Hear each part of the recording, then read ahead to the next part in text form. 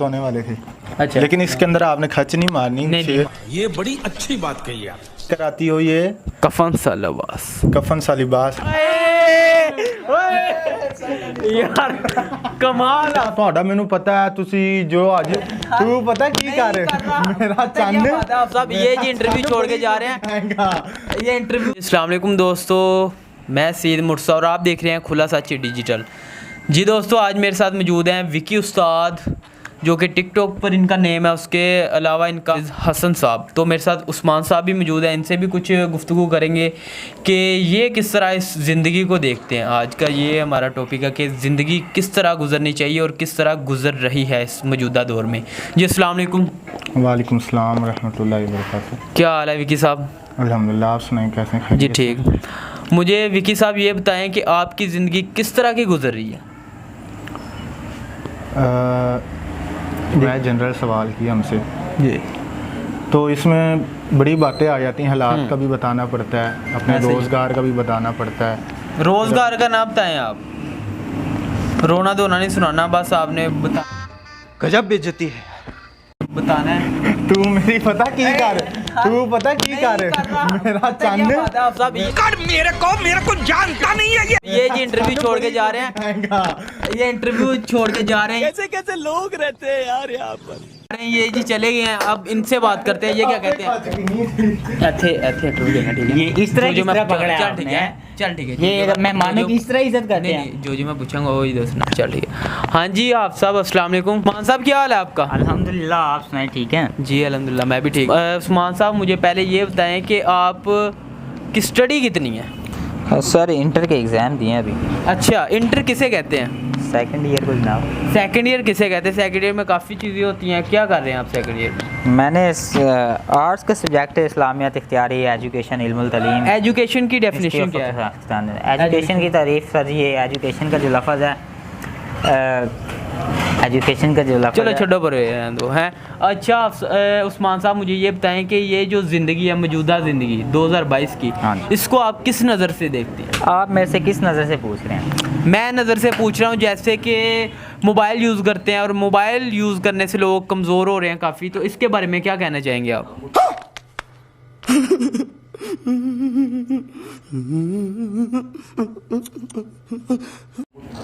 नहीं, ये mobile mobile से क्या ताल्लुक है कमज़ोर होने वाला? नहीं नहीं, वैसे आंखें जो कमज़ोर हो जाती हैं, रात रात जागते हैं, SMS ये टाइपिंग बात करते हैं। ठीक है कि ज़्यादा मोबाइल इस्तेमाल नहीं करना जैसे आपकी चाहिए। आंखें देखें कैसे मुच्चू स्वामी बनी तो हुई मेरे है। पास तो महीना हो गया मोबाइल ही नहीं है। अब आप किस तरह कह सकते हैं कि मैं मोबाइल यूज नहीं, कर भाई का यूज़ करते होंगे, पापा का, भाई का, पापा का। भाई मेरे मुल्तान है, पापा ऑफिस होते हैं, दिन को आते हैं, दिन को मैं अपने दफ्तर होता हूँ। घर वालों का मोबाइल, घर वालों का टच है ही नहीं, कीपैड है। तो कीपैड में टाइपिंग की बात कर रहा हूँ, मैं कौन सी वीडियोस की बात कर घर रहा वालों हूँ? के मोबाइल पे कौन टाइपिंग करता है पता है? नहीं नहीं, हमारा हाथ सीधा टच पे पड़ा। अच्छा टच पे पड़ा था। उसके अलावा हाफ साहब, आप टच मोबाइल के बारे में क्या कहना चाहेंगे? क्या पूछ रहे हैं आप इस बारे में? टच मोबाइल क्या चीज़ है, इसके बारे में क्या कहना चाहेंगे? ये ठीक है या नहीं नौजवान नस्ल के लिए?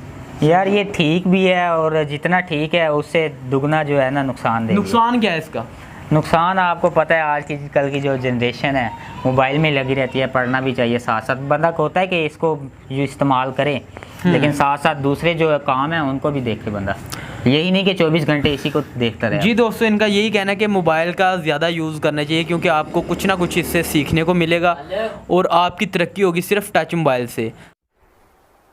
चल झूठा। तो और मज़ीद इनसे क्वेश्चन करते हैं कि इनका अब ज़िंदगी के बारे में क्या कहना है, इनकी ज़िंदगी के बारे में। आप अपनी ज़िंदगी के बारे में क्या कहेंगे?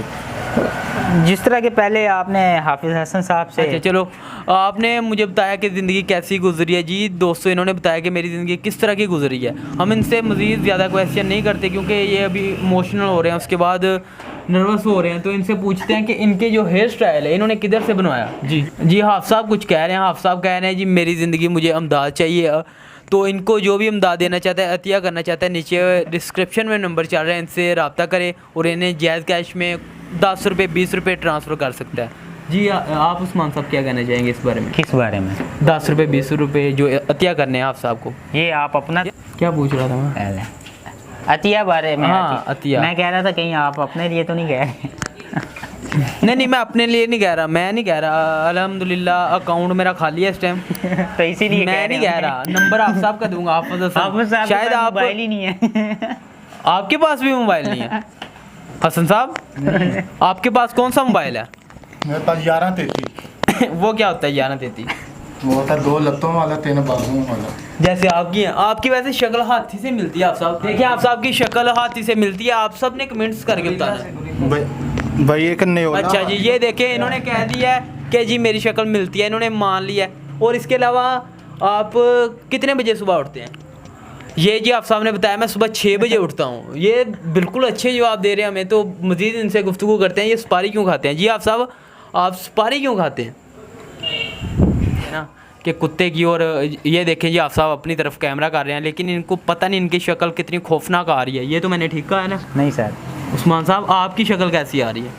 ये मेरे पास कोई अल्फाज नहीं है, मुझे माफ कर दे आप लोग सारे, मुझे छुट्टी दे दे, मैं इस दुनिया से छुट्टी चाहता हूँ। कोई पोएट्री, कोई शार दो। हज़रत मिर्ज़ा गालिब का सुना दूँ? जी। जब वो फोत होने वाले थे, अच्छा, तो आप हंस क्यों रहे हैं? तो उनका एक शेर है, वो तो मुझे नहीं आता इतना। अच्छा। लेकिन इसके अंदर आपने खच नहीं मारनी। नहीं, शेर मार सुने, नहीं, क्योंकि शेर सुनेंगे। अशार के बारे में लिखा है कि नहीं, ये नहीं, बड़े मकबूल चीज़ जी है। माशाल्लाह। तो इसके अंदर माशाल्लाह। कोई नहीं हमने कहा। आप हॉस्पिटल में दाखिल थे तो जो नर्स थी ना, जी वो रोज़ पहन के आती थी सफ़ेद सूट। हाँ, सफ़ेद ही चलता उधर। सफ़ेद जी सूट पहनती शाजी। मिर्ज़ा गालिब ने कहा कि अशार की सूरत में आप जी। बात करते थे, आपने अशार की सूरत में उससे कहा कि क्या रोज़ पहन के आती हो ये कफन सा लिबास? रुको जरा, सबर करो। क्या रोज़ पहन कर आती हो ये कफन सा लिबास। कफन सा लिबास, आज हाय। काला जोड़ा पास। साडी फरमाइश है यार।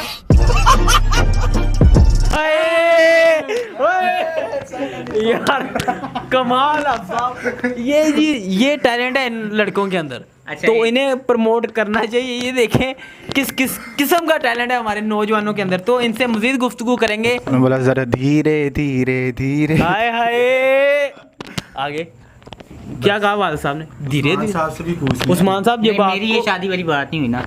अच्छा, कौन सी बात? आपने तो कहा था मैंने भाभी बनाना से। तो आप साहब तमीज़ के दायरे में रह कर बात करें। आपको पता है इंटरव्यू हो रहा है आपका? अच्छा हाँ, ठीक है। ये वीडियो हम रास्ते में आ रहे थे। हाँ आ रहे थे, हम आ रहे थे। हम आ रहे थे। ये क्या चल रहा है शमशेर सिंह जी, देखते जाओ बस। जब रास्ते में हम आ रहे थे तो आ रहे एक थे। शेर हमने भी सुनाया था आपको, बता रहा था आपको। बिल्कुल सुनाए। क्या था वैसे वो? गजब बेइज्जती है। दोबारा सुना रहा हूँ ना आपको, कौन सा? भूल गए होंगे। किसी के नज़रों में अच्छे थे तो किसी की नज़रों में बुरे थे। हाय, हाँ, जो हकीकत में जैसा था उसकी नज़रों में हम वैसे थे। नहीं है, चास नहीं है, चास नहीं है ना। और गज़ल आपको सुनाता हूँ। और कोई? कौन सी गज़ल है? सुन लेंगे फिर पता चल जाएगा आपको। हाँ जी, सुनाए गजल। तेरे हाथ बनाऊं पेंसिल से, फिर हाथ पे तेरे हाथ रखूं।